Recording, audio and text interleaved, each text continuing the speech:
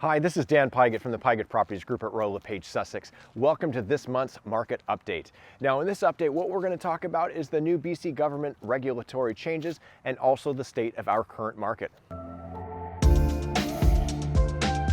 The BC government has just enacted something called the Home Buyer Protection Period. Now, this was formerly referred to as the cooling off period. Now, this is going to come into effect January 1st, 2023.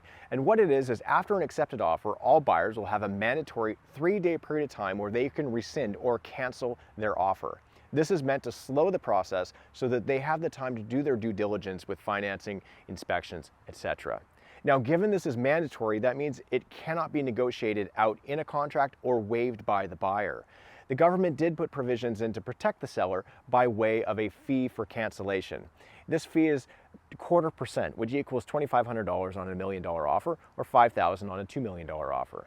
Now, one question that's come up a lot as we've been moving toward this cooling off period is how does this affect our actual market today? Now, in today's marketplace, we're not seeing a lot of unconditional offers. Most have subjects to inspection and financing, and often for a week or more. So in today's market, if the market in January is similar, I don't think there'll be an impact as buyers already have their due diligence time.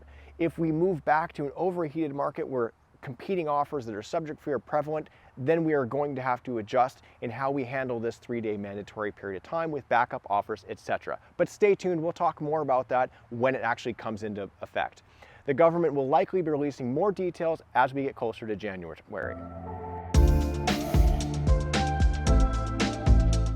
The cooling off trend in the real estate market has continued, with listing totals, sales totals, and the average selling price all down across most markets. Now, for example, the detached house market in North Vancouver, West Vancouver, and Vancouver, both West Side and East Side, they're all down about 2 to 3% when comparing average prices from June to July.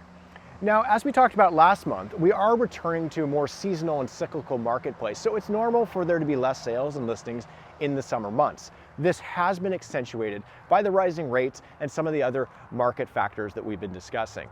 Now, statistical change in market is only one way to look at the values. Another way is looking how far are buyers' dollars going these days. Now, for example, a lot of buyers have the same budget they had in the spring, but they're buying a substantially nicer home in today's market.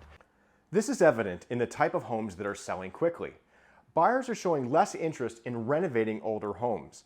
With the rising cost of materials and supply chain issues, we're seeing that the homes that are turnkey and ready to go are selling much faster than the fixer-uppers. Now, an important thing to keep in mind is for those people looking to fix up a home, you need a considerable amount of capital and cash on hand after closing. So it is actually easier for a buyer to buy a completed finished home because they essentially get to roll in that renovation cost into the overall purchase price in their mortgage. Now, with this financial uncertainty caused by the rising rates, buyers are also shifting gears and looking to buy homes with suites. This provides a level of comfort and eases the financial burden going forward in the future years. Now, for more information in terms of how this impacts your home and maybe your plans in the future, give me a call. I'd be happy to discuss. Enjoy the rest of the summer.